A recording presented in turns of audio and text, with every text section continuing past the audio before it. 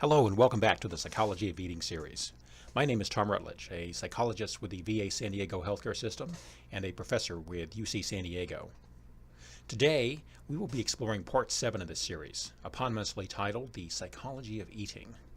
In this class, we will take a detailed look at how our relationship with food affects our ability to manage our weight, both for better or for worse, and how we can improve our food relationship to help us achieve the weight, the health, and the body that we desire in the years ahead.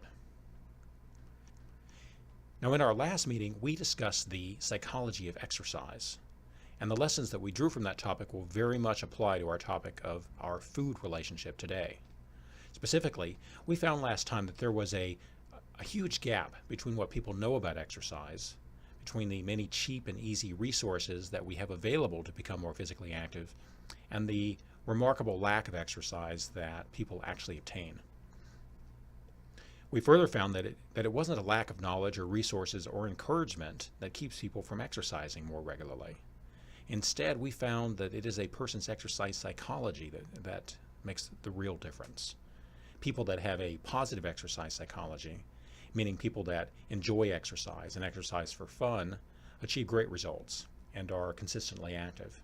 In contrast, those with a negative exercise psychology, meaning those that dislike exercise and exercise only because they believe that they have to, well, they achieve poor results and struggle to be consistent. In short, we found that the path to becoming a long-term exerciser was to improve their relationship with exercise. This conclusion will sound very familiar as we shift topics today from exercise to food. Let's start by introducing the mystery. Imagine that you know only the following about a country. First, this country happens to be populated by the most knowledgeable people in the world in terms of nutrition. They know more about food, how to eat, when to eat, how much to eat, what combinations to eat than people in any other country. These people further enjoy the prosperity of having a large and dedicated government behind them that spends millions of dollars each year providing education, guidance, specific tools, and funding millions of dollars of research specifically on the topic of nutrition to help its population become healthier and to defeat nutrition and weight-related diseases. Finally, the government also empowers many different sorts of laws to help their consumers and the population in general, creating such things as food labels that are, once again, the most detailed that any population in the world enjoys. They sponsor research that helps to develop food apps, thousands of websites, pays for surgeon generals to offer nutrition advice. On and on the list goes of the advantages related to nutrition that this country enjoys. The question for you is, if you knew only these facts about this population, what would you guess in terms of their relative ranking regarding obesity? Probably you would guess that this country, with their enormous resources and knowledge, would fall very low on this list. And of course, in this case, you would be wrong because we're talking about the population of the United States, the country that in fact leads the world in obesity and has for several decades now. The second question for you then is, what is the explanation for this? And perhaps what would be the solution? The second question for you then is, what is the explanation for this? And perhaps what would be the solution? If you tabled a group of experts on weight management and nutrition, probably you would find variations of their response to be that we need to do even more of what we've been doing so far.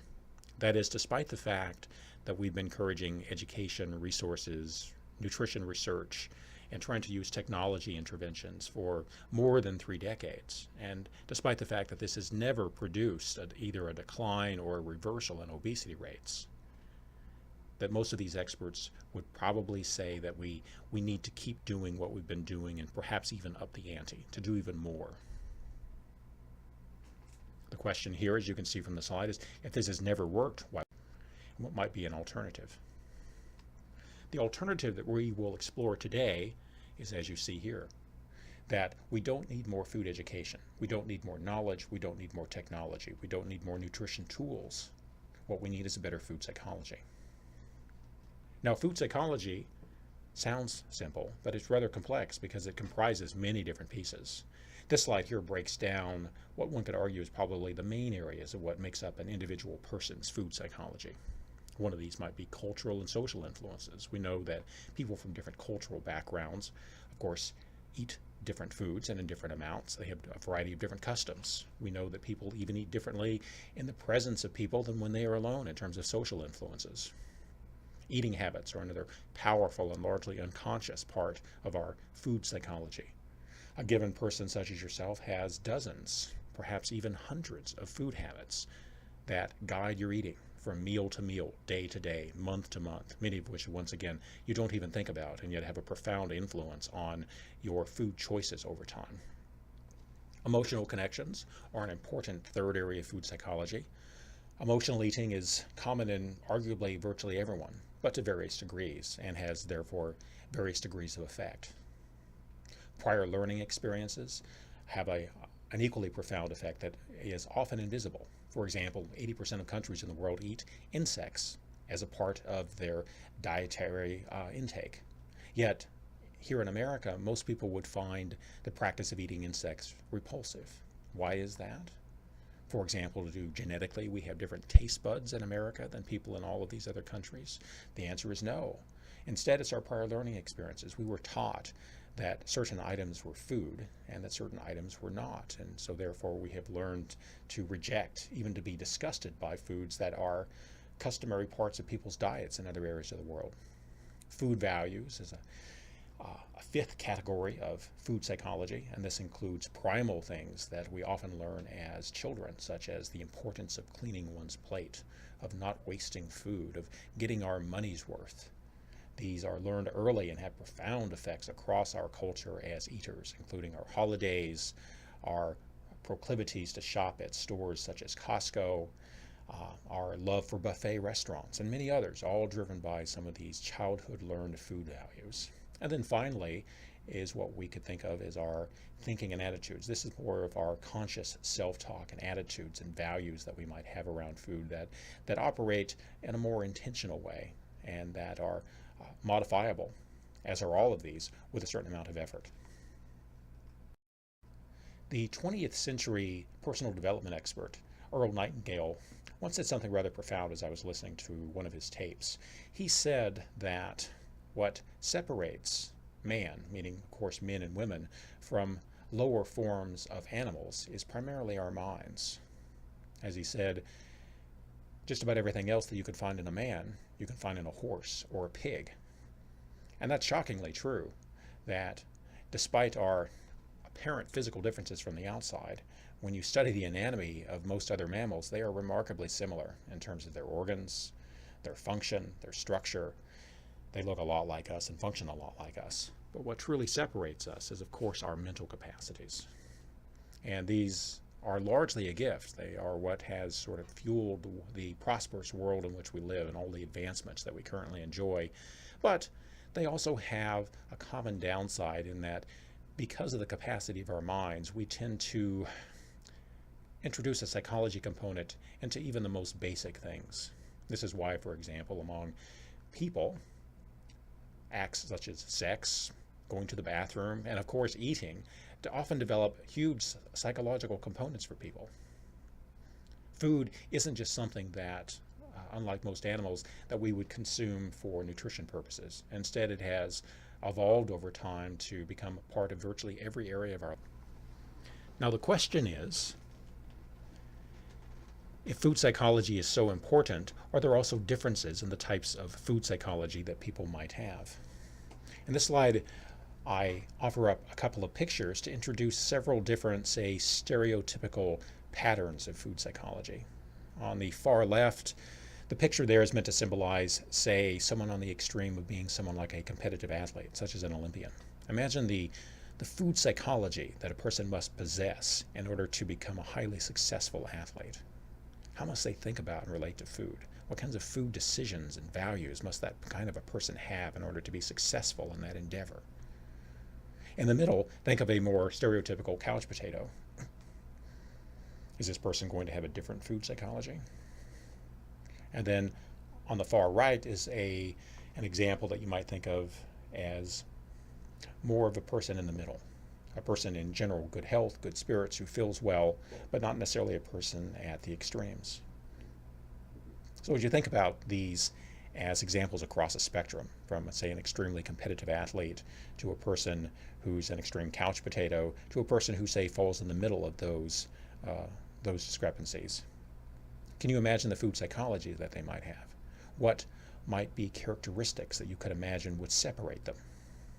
This slide offers up some that are evidence-based, say from decades of studying people that characterize these sorts of dimensions. So what you see here on the left is what we could call a healthy food psychology, and on the right, a unhealthy food psychology. And what we're talking about in terms of this phrasing, say in the context of a healthy food psychology is a food psychology that promotes a healthy weight, good physical health in general, and in general, good outcomes over time in terms of long-term weight management health that are nutrition related.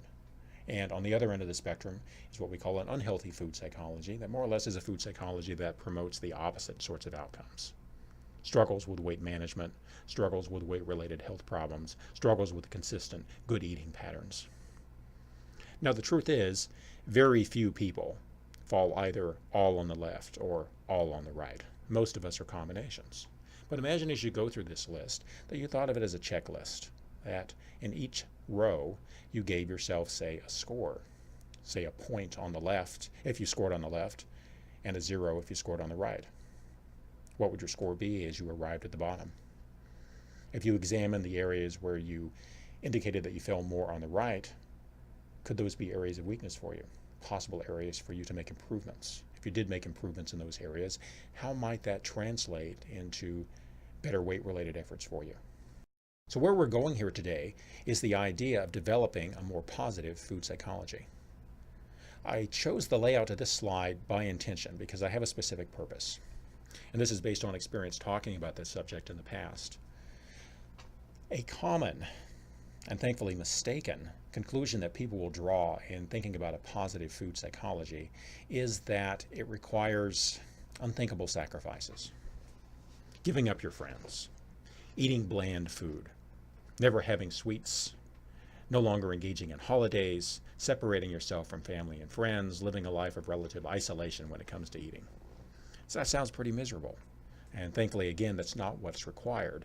What I've tried to capture in these two slides is that we're talking about a subtle shift from one set of priorities to a different set of priorities. So what you can see in both the example of the negative food psychology and the positive food psychology is that people in these categories all eat for the same combination of reasons. However, they emphasize them slightly differently. And that emphasis, over time, makes a big difference.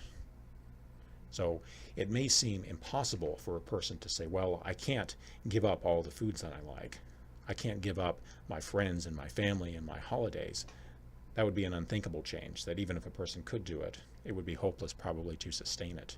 And yet that same person probably could say, well, I could maintain my priorities, but reorganize them in a way so that I'm shifting my eating patterns more towards emphasizing the reasons that promote good health, good well-being, good weight outcomes, and slightly de-emphasizing the factors perhaps from my past that were leading and promoting weight problems and weight-related health concerns. This would be a much easier problem to solve if most people grew up with a positive food psychology, but that's simply not so. It would be much fairer to say that the vast majority of Americans, possibly 75% and higher, are struggling with a negative food psychology that has set them on a path to struggle, perhaps eternally, with their weight. And naturally, you might wonder, once again, in a country as blessed as we are with the information that we have available to us regarding nutrition and eating, why are so many of us struggling with this negative food psychology? And there are, frankly, three reasons. One is that much of it is happening to us at young ages when we're highly impressionable, not able to critically think. Most of us, our food relationship is largely in place by the time we're 5.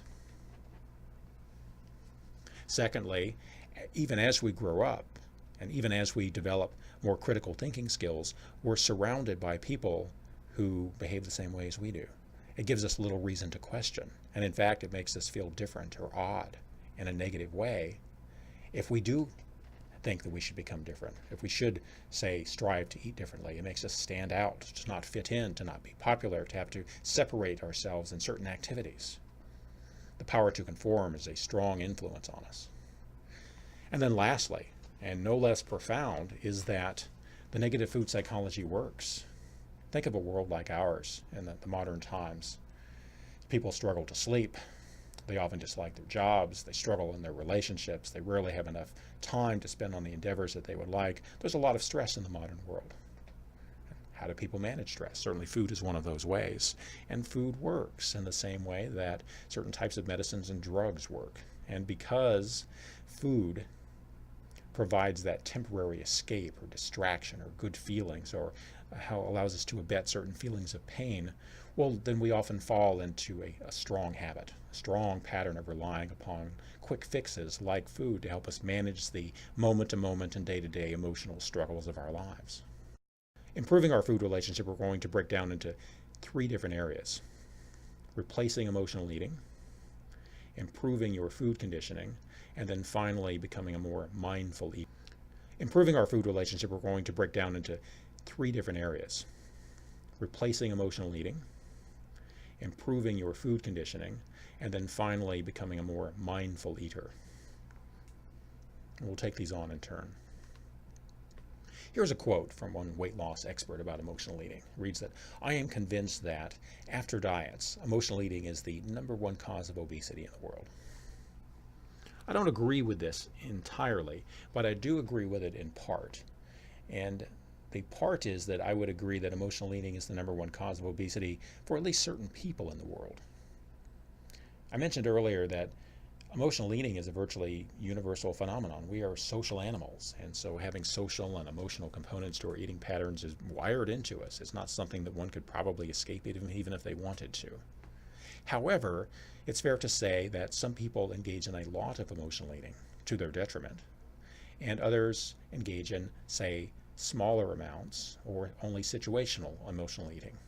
That probably results in no major consequences in terms of their weight. You may have noticed from a couple of slides ago, I didn't write halt, eliminate, stop emotional eating. I'm not trying to get rid of it. I think it's much better to think of a pattern of replacing it. Again, we live stressful lives, full of emotional ups and downs and challenges. This will always be true. There will never be an escape from this. The only people, as Les Brown once said, that don't have problems are people that live in cemeteries. Our problems are a universal part of our lives, from birth until death. They merely change forms. However, how we manage our problems, how we manage our emotions, makes an enormous difference.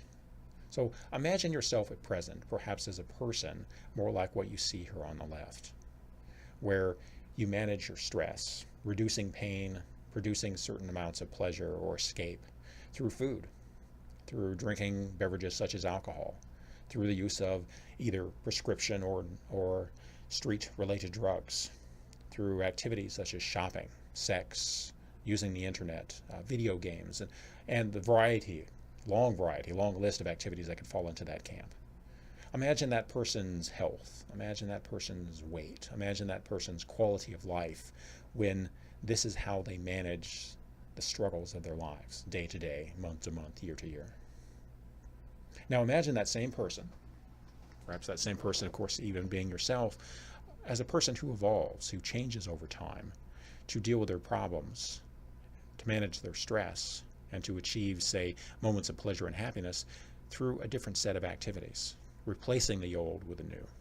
So now they turn to activities such as socializing, using friendship and social support and engagement with other people.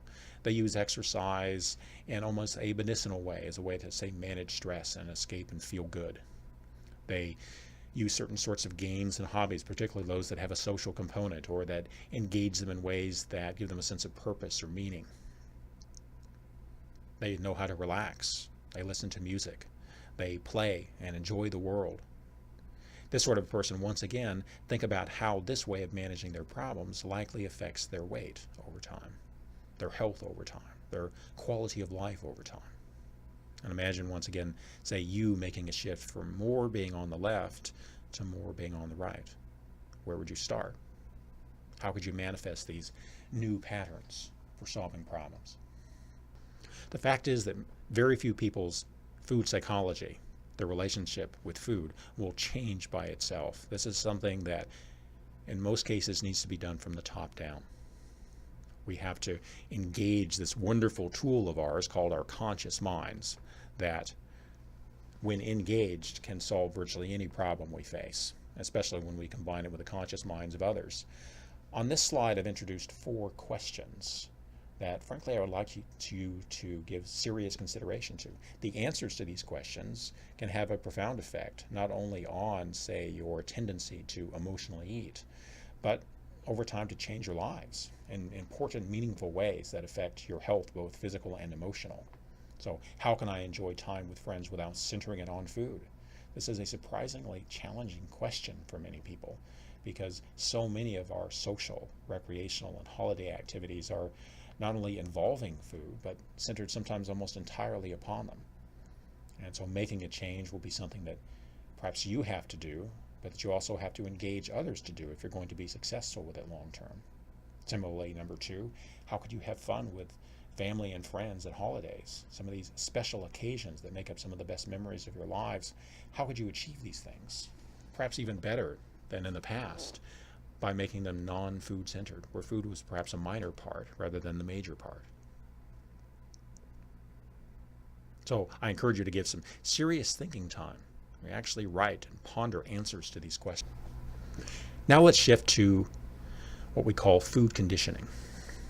One of the famous researchers in the 20th century was a scientist by the name of Ivan Pavlov.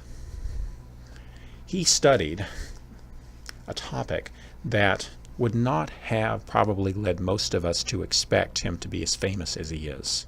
And that's because he was studying digestion responses in dogs.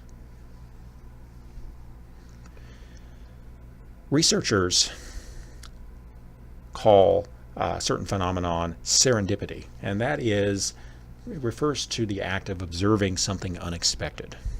It often turns out to be quite valuable. Many people might have heard the story of how Viagra was in fact a serendipitous discovery. The sexual enhancement was a side effect. It wasn't the expected response, but researchers were clever enough to observe it and document it, and it's, I suppose, in some ways changed the world. Well, that's also true with food conditioning. Dr. Pavlov went into his studies studying digestion responses in dogs and found something that changed the world, or at least certain parts of it. In his studies, he had dogs connected to tubes so that he could measure their salivation responses.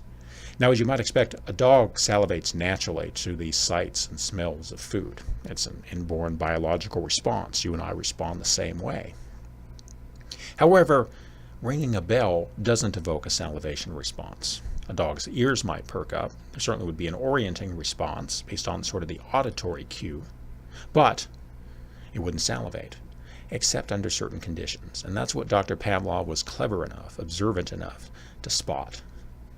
In his studies, he would ring the bell initially to get the dog's attention, followed by delivering food. However, what he found after just a few trials in his studies was that ringing the bell very quickly came to trigger the dog's salivation response. That is, a bell that had no salivation, that did not serve as a salivation trigger initially, came to have that power. It was almost as if, in the dog's mind, that bell became a symbol for food.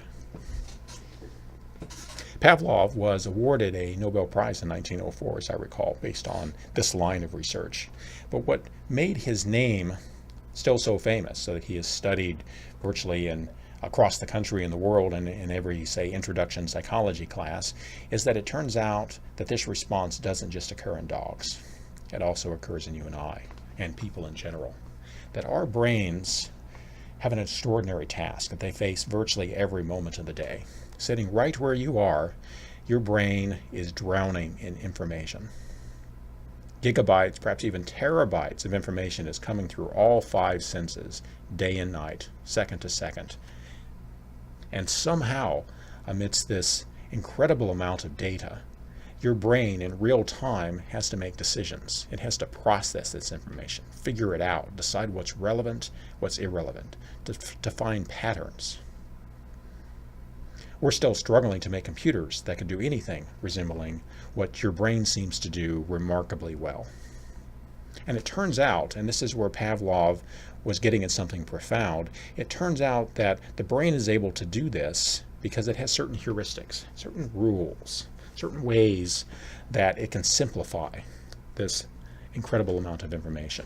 One of these basic rules is that your brain seems to link activities that occur in time as if they are connected, as opposed to, say, separate events. So in the case of Pavlov's dog, ringing the bell followed by food quickly in the dog's mind became connected. Now it turns out in human beings that we're also prone to conditioning. That is, with not only food but many other things, that our brains link events that co-occur in time, so that something that had no initial power to provoke a response can come to provoke that response. And so human beings can become food conditioned to a variety of different triggers. For example, many examples of emotional eating are examples of conditioned eating. Many of our preferred foods at holidays, birthday parties, social occasions, and special events such as watching movies, attending baseball games, all of these are examples of where we have probably become conditioned eaters, that we find ourselves craving certain foods in certain situations. These can occur at social events, but they can also occur easily in the home, and they do, probably without your awareness. For example, many of us find ourselves having urges to eat late at night, or watching certain television programs, or in certain situations, even at home. Oftentimes we're not physically hungry, but we find ourselves with cravings. Suddenly hungry, often for specific foods, and these often are the results of conditioned responses. One of the great 20th century speakers and personal development coaches was a man by the name of Earl Nightingale. Among Mr. Nightingale's many terrific speeches, he once made an observation that what primarily separated human beings from animals was their minds. You see, he noted that despite our apparent physical differences on the surface, that were remarkably similar for the most part on the inside. For example, it may surprise you that much of what we know about the human digestive system we have learned from mice and rodents. These animal species are, like us, also omnivores, and their digestive systems show remarkable similarities to ours. Similarly, modern genetic technology has put us on the cusp of being able to literally transfer organs from a pig into a human being with safe and similar function. So while many people like to believe that other animals are fundamentally different from human beings, the biology simply does not support that. We're in fact much more similar to other mammals than what most of us would perhaps like to comfortably believe. No, what truly separates us from other animals is our minds. Our minds have the ability to create, to think, and to be aware. We can recreate images from the past and thereby learn lessons from them so that we need not repeat mistakes. We can similarly project ourselves into the future and to imagine possibilities and the consequences of actions before we actually take them. Now, despite the fact that this is overwhelmingly a gift, there are also side effects. Because our brain is constantly thinking, we tend to project thinking and psychology into virtually everything, even, say, relatively simple biological acts. For example, children sleep relatively easily. It's a simple biological function, and with basic routines, sleep is simple among children. However, insomnia rates are remarkably high among adults. And why is this fundamentally? What's the primary cause of insomnia? Usually psychology. People think too much. They stress out. They try to force themselves to sleep. They worry about the consequences of not sleeping. It's mostly a consequence, a byproduct of our ever-thinking brain. And similarly, we also introduce a strong psychology into the act of eating. Eating isn't just a physical act among human beings. Instead, it's something that's part of our recreational lives, our professional lives, nearly every significant part of our culture. For some people even, Food has become almost like a human relationship. In fact, I've had patients describe food to me as, frankly, their best friend, someone who can reliably comfort them in times of need. Now, it's necessary for us to understand, for all of these reasons, it is important that we appreciate just how closely connected our food psychology is to our ability to manage our weight, and to learn how to use our food psychology constructively so it's something that helps us rather than harms us.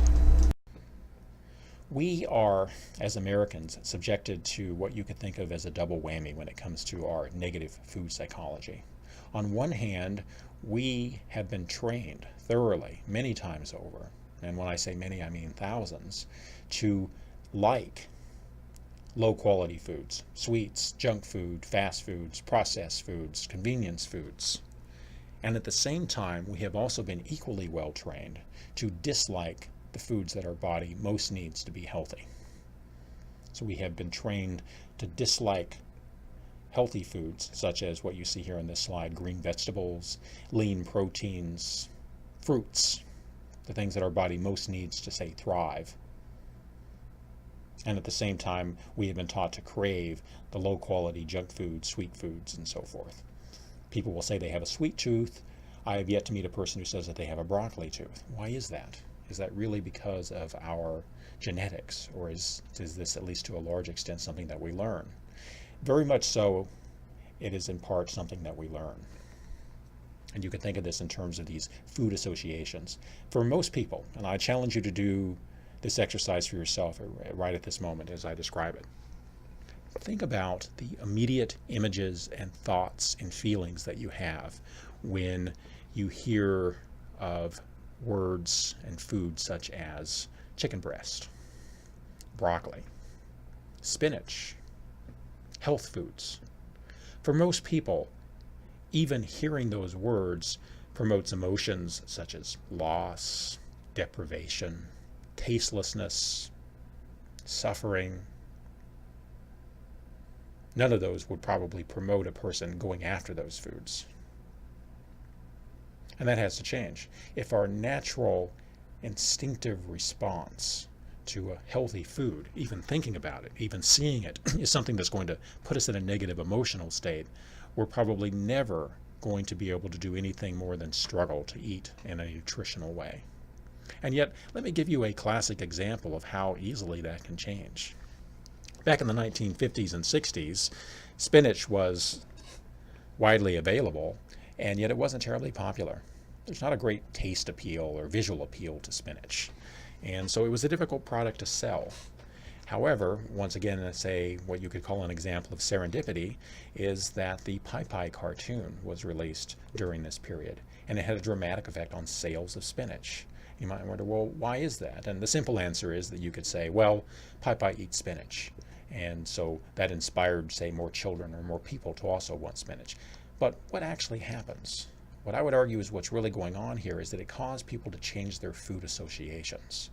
So if your natural response to, say, something like spinach is to think of something that's bland and tasteless and green and boring, if instead you replace that association with something like the Popeye character, someone who's strong, someone who's brave, someone who is able to overcome obstacles and beat up bullies, well, that's something that most people seem to want more of.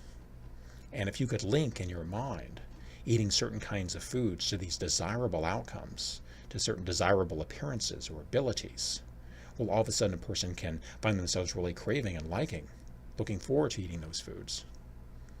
Now, the opposite is also true, that unfortunately most people in our culture have been trained to have natural, very positive emotional responses and images to junk food and low quality foods in general. And that causes them, of course, to crave these foods, to enjoy them in an almost sinful or guilty way, even when they know perhaps intellectually that these foods aren't good for them. And those also have to change.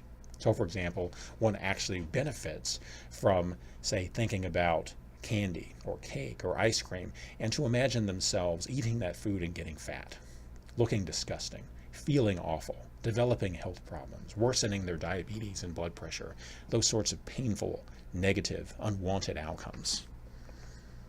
Now, a lot of people, when I introduce this as an exercise, they'll say something along the lines of, well, I already do that. When I eat those foods, I always feel guilty and shameful and bad about myself. So why should I do that even more? It's already painful. I don't want more of that. And it hasn't made any difference so far. So why should I do it now? What I'm encouraging is a subtle difference with this strategy. Specifically, most people that have, shame and guilt associated with eating these low quality, processed, high sugar foods, well, they experience those feelings afterwards. And by then it's already in your tummy. It's already done its damage. The calories are already consumed. Feeling shame and guilt at that point does no one any good, and instead it often does bad by causing a person to turn to eating even more of those foods. What I want instead is to suggest to you to use that as a strategy before. If you feel guilt and shame before you've eaten that cookie or that bowl of ice cream or going back for seconds of something, that will often discourage you from making that choice. Perhaps cause you to consider to do something else, at least not more of that. Our third topic is mindless eating. Mindless eating could be briefly described as simply eating without paying attention. And unfortunately, we do an awful lot of it. In the modern world, Americans are multitaskers. So much of the time, if not frankly the majority of time, people are doing other things while they are eating. And as a result of that, most of us have had experiences in our lives, sometimes many, where we have sat down with a packaged container or bowl of food while engaged in some other activity, and then found ourselves surprised, perhaps even shocked, to look down and see how much of that food has disappeared, to wonder even where it has gone because you have no memory, no conscious experience of having eaten that much. That's mindless eating. A researcher by the name of Brian Wansing, who is a food psychologist, has studied this phenomenon in depth. And he, in fact, won a lesser-known prize called the Ig Nobel Prize for one of these studies, where he, as you can see here from the illustration, had people come in for a study that appeared to be a soup testing exercise, but in fact was a mindless eating exercise. And as you can see from the image, people were eating soup that was in some cases connected to a hidden tube on the bottom of the bowl that slowly refilled it, so that people's bowl stayed relatively full even as they were eating food. And his question in the study was, if people saw that their bowl was still relatively full, would they stop eating? Are they eating more with their eyes or more with their stomach? What he found surprised many. That is, his key finding was that people ate a lot more when the soup bowls refilled. That is, when they looked down and seemed to sort of say to themselves, well, I can't have eaten very much. There's still lots of soup here.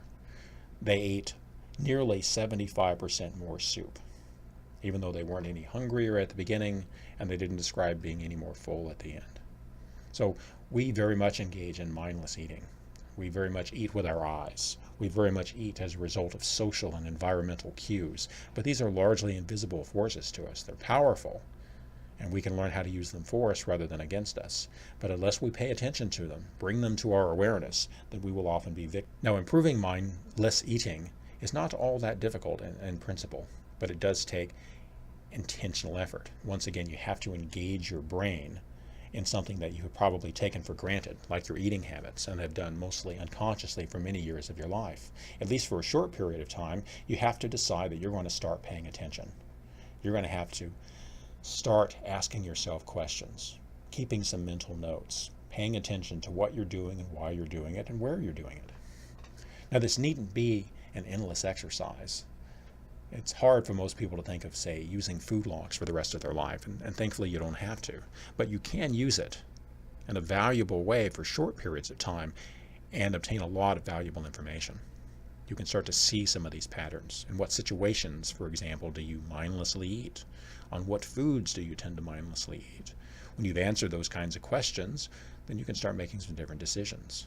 You can start developing some new habits, doing less of the old, more of the new, practicing a habit of watching what you eat. You do that on a regular basis, and you'll gain much better conscious control of what you're eating.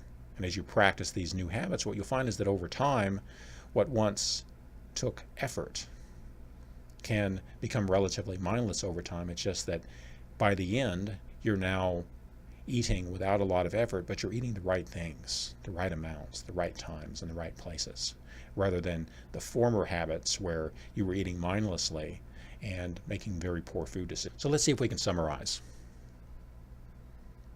This slide is summarizing some of the mindful eating practices, developing a habit of eating what you were eating, or asking why you're eating what you're eating before you take your first bite. Once again, this is a different sort of timing where many people will ask those questions after they've eaten. They will say, oh my God, what have I done?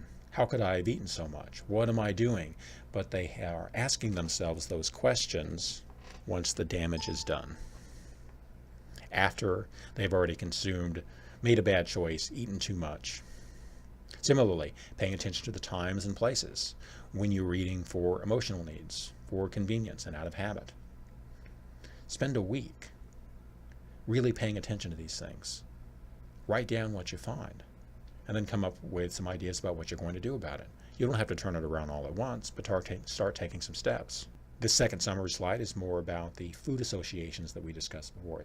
That is the intentional PIPI related strategy that this week, whenever you're thinking about a meal and trying to engage in, say, the intentional effort of making a good, healthy food choice, notice what your probably automatic and largely negative responses are to those healthier foods, and instead consciously summon up some positive images. If you're eating a lean protein or some vegetables, imagine as you're eating them, feeling stronger, being lighter, looking better, feeling empowered to accomplish the goals that you want to in your life. And similarly, if you find yourself eating some of these same old foods that have brought you to your current body, now start conjuring up some negative images. Realize what these foods are doing to you. Pair them with the negative body image, with the painful emotions that you might have, with the shame and the guilt and the adverse health outcomes that are likely to follow if you're not experiencing them now. See them like weeds in your garden. When you start pairing less healthy foods with these unhealthy and even painful emotions, you'll find that you don't desire them as much. And similarly, when you start pairing healthier foods with these good outcomes and good feelings, then you'll find yourself enjoying those foods and desiring them more. And then lastly, the slide refers to some of your intentional, conscious thinking to develop new food values, new food self-talk. Develop some new mantras for yourself that you can operate around as you're making decisions about food in your life, rather than just saying, well, everybody eats this way, or I deserve it, or it's just a little bit, the kind of self-talk that causes you to probably make poor food decisions. Take a look at this list. There may be some that you can specifically draw from, you could find yourself using, or perhaps none of these work for you except to perhaps inspire something better. Come up with your own 2 or 3 mantras, something that you can start saying to yourself. Write these things down. Put them in a place. Read them every morning. Allow them to become sort of how you think, who you are, your food philosophy, so to speak, through practice.